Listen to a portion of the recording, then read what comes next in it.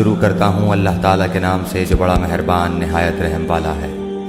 پاک ہے وہ اللہ تعالیٰ جو اپنے بندے کو رات ہی رات میں مسجد حرام سے مسجد اقصیٰ تک لے گیا، جس کے آس پاس ہم نے برکت دے رکھی ہے، اس لیے کہ ہم اسے اپنی قدرت کے بعض نمونے دکھائیں۔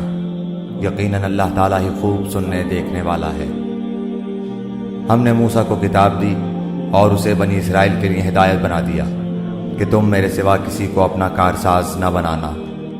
اے ان لوگوں کی اولاد جنہیں ہم نے نوح کے ساتھ سوار کر دیا تھا، وہ ہمارا بڑا ہی شکر گزار بندہ تھا۔ ہم نے بنو اسرائیل کے لیے ان کی کتاب میں صاف فیصلہ کر دیا تھا کہ تم زمین میں 2 بار فساد برپا کرو گے اور تم بڑی زبردست زیادتیاں کرو گے۔ ان دونوں وعدوں میں سے پہلے کے آتے ہی ہم نے تمہارے مقابلے پر اپنے بندے بھیج دیے جو بڑے ہی لڑاکے تھے، بس وہ تمہارے گھروں کے اندر پھیل گئے اور اللہ کا یہ وعدہ پورا ہونا ہی تھا۔ پھر ہم نے ان پر تمہارا غلبہ دے کر تمہارے دن پھیرے اور مال اور اولاد سے تمہاری مدد کی اور تمہیں بڑے جتھے والا بنا دیا۔ اگر تم نے اچھے کام کیے تو خود اپنے ہی فائدے کے لیے، اور اگر تم نے برائیاں کی تو بھی اپنے ہی لیے۔ پھر جب دوسرے وعدے کا وقت آیا تو ہم نے دوسرے بندوں کو بھیج دیا تاکہ وہ تمہارے چہرے بگاڑ دیں اور پہلی دفعہ کی طرح پھر اسی مسجد میں گھس جائیں اور جس چیز پر قابو پائیں توڑ پھوڑ کر جڑ سے اکھاڑ دیں۔ امید ہے کہ تمہارا رب تم پر رحم کرے۔ ہاں اگر تم پھر بھی وہی کرنے لگے تو ہم بھی دوبارہ ایسا ہی کریں گے، اور ہم نے منکروں کا قید خانہ جہنم کو بنا رکھا ہے۔ یقیناً یہ قرآن وہ راستہ دکھاتا ہے جو بہت ہی سیدھا ہے، اور ایمان والوں کو جو نیک اعمال کرتے ہیں اس بات کی خوشخبری دیتا ہے کہ ان کے لیے بہت بڑا اجر ہے۔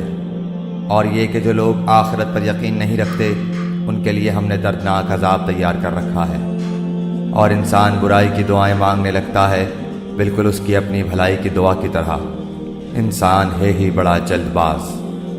ہم نے رات اور دن کو اپنی قدرت کی نشانیاں بنائی ہیں۔ رات کی نشانی کو تو ہم نے بے نور کر دیا ہے اور دن کی نشانی کو روشن بنایا ہے تاکہ تم اپنے رب کا فضل تلاش کر سکو، اور اس لیے بھی کہ برسوں کا شمار اور حساب معلوم کر سکو، اور ہر چیز کو ہم نے خوب تفصیل سے بیان فرما دیا ہے۔ ہم نے ہر انسان کی برائی بھلائی کو اس کے گلے لگا دیا ہے، اور بروز قیامت ہم اس کے سامنے اس کا نامہ اعمال نکالیں گے جسے وہ اپنے اوپر کھلا ہوا پالے گا۔ لے خود ہی اپنی کتاب آپ پڑھ لیں، آج تو آپ ہی اپنا خود حساب لینے کو کافی ہے۔